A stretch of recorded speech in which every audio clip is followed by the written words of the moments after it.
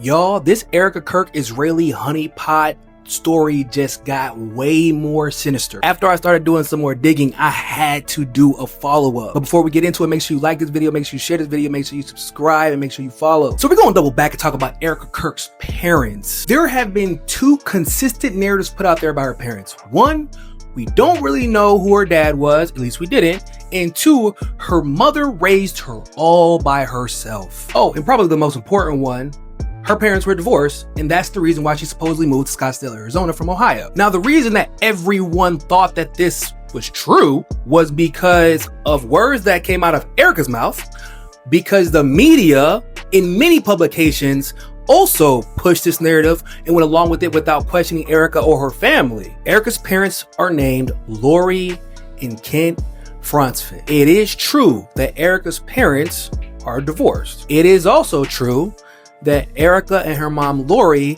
did move to Scottsdale, Arizona. But what is not true is that Lori and Erika moved to Scottsdale, Arizona because of the divorce. You see, by Erika's own words, her mom moved to Arizona not because of the divorce, but because of a business opportunity. Because of her past history with the DHS, it would be easier starting a business while working with the DHS in a place where she had connections. How did your mom choose Phoenix? So she chose to move to Phoenix from Ohio because there was more of an opportunity for a female business owner out here, especially from the standpoint of she was getting involved with the government, so Homeland Security and Department of Defense. And so she had other business partners that were out here that were already in that industry, even one that was a mentor of hers. So it was really convenient to be able to come all together in one place to really have that. Now, once again, Erika mentions her mother over and over and over again. The media says that she was raised by her mother alone, and they effectively pretend like Kent had nothing to do with Erika's life in her upbringing. And although many people keep trying to connect AZ Tech International and their business with Israel to Kent Fransvik, it turns out it was Lori that started the business. And Kent, the father who supposedly wasn't involved in the mother's life nor Erika's life their entire life post-divorce, was associated with the company as the program research director. And that company was started in 2003. And it's based in Scottsdale, Arizona. And once again, although the majority of Erika's life, she pretended like her dad had nothing to do with her life, she admits here that her dad moved to Arizona supposedly because he had some family there, and therefore her and her mom weren't as alone and without family as people might have thought. She admits her dad was part of her life after pretending he wasn't her entire career. But my father ended up moving out here as well because my grandparents had a home out in Sun City. And so it took a little bit to get everyone out here. It took several years, but by that time everyone was out here. So we had a little bit more family than just us. And yeah, to make a long story short, Kent is Jewish and did have some Israeli ties. But what's probably more important is that everybody thought that AZ Tech was Kent's baby.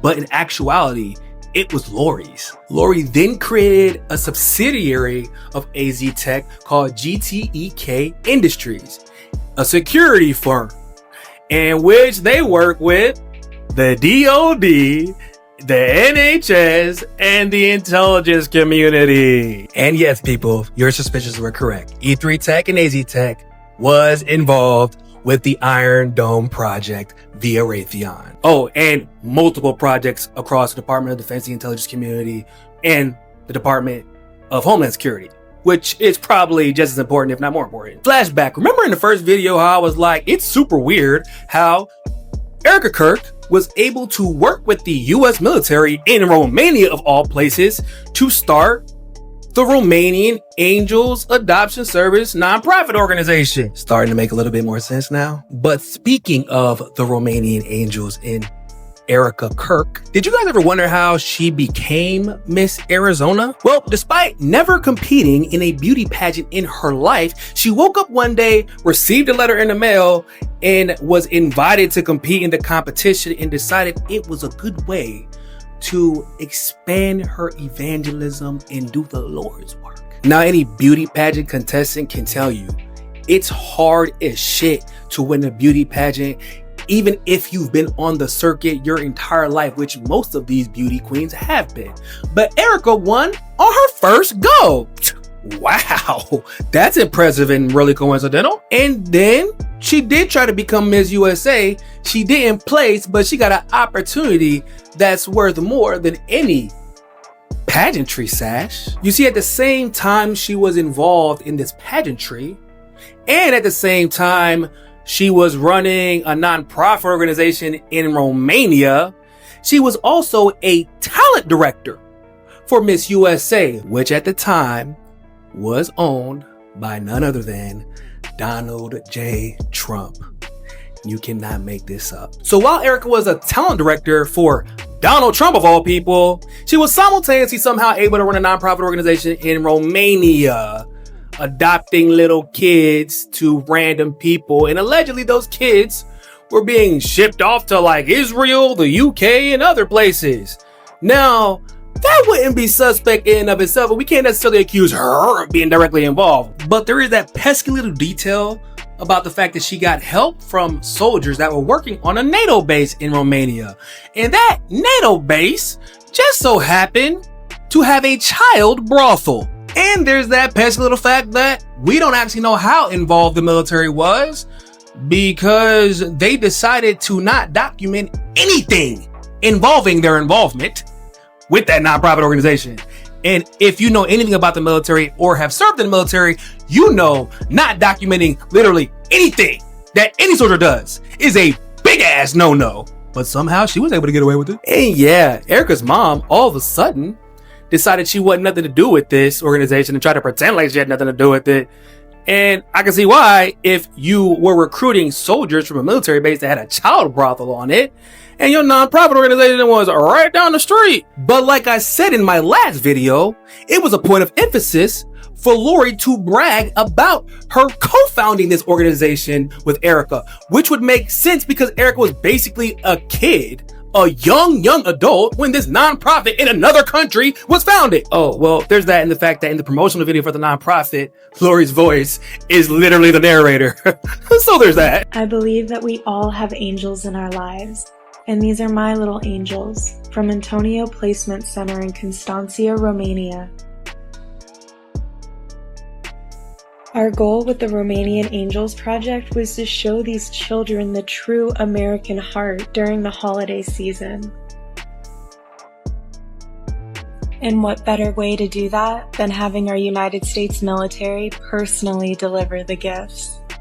So given all the information I just told you, do you think it makes more sense that Erika just so happened to meet Charlie Kirk in Israel because her and her mom were on a pilgrimage? Or was her mom there on a work trip and they just so happened to meet Charlie Kirk? And given that Erika Kirk worked directly for Donald Trump, and Charlie Kirk's father was actually one of the main architects that designed Trump Tower, do y'all really believe that job interview turned date turned marriage was a coincidence? Well, in Erika Kirk's own words, nothing is a coincidence. But nothing is by coincidence. Now, given all this information, that probably explains why Erika Kirk has been acting weird as shit for a supposed widow. Didn't say a word when J.D. Vance pulled up on Air Force 2 and removed Charlie Kirk's body before an autopsy could be done, despite that being totally contrary to how Utah handles homicides. He did not go in for an autopsy. The death certificate was signed by the doctor at the hospital. Has said absolutely nothing about the new footage and the new footage and more new footage and information proving that Tyler Robinson probably not only isn't guilty, but there was probably either more than one shooter and other devices involved in the murder of her husband. And that would probably explain why the memorial service for Charlie Kirk was held in Arizona instead of Illinois, where Charlie Kirk is from, where his parents live, and where he started his very first chapter of TPUSA. And the little known tidbit that his parents nor the rest of his family showed up to that memorial. But I guess if your parents suspect that your wife could be complicit in your death, or at least are suspect of your intentions, it will be hard to plan a funeral with them in Charlie Kirk's actual place of birth, because it could get a little bit awkward. Hell, for shits and giggles, I challenge y'all, drop all those photos with Erika Kirk and Charlie Kirk's parents and show how much they got along so well. So like I said, this whole situation is sinister as shit. And it really doesn't matter at this point whether I like Charlie or not. Somebody is lying. The motive behind this man's death isn't exactly what we have been told it was. And we need to figure out the truth, because this shit is weird. And it's getting weirder by the day.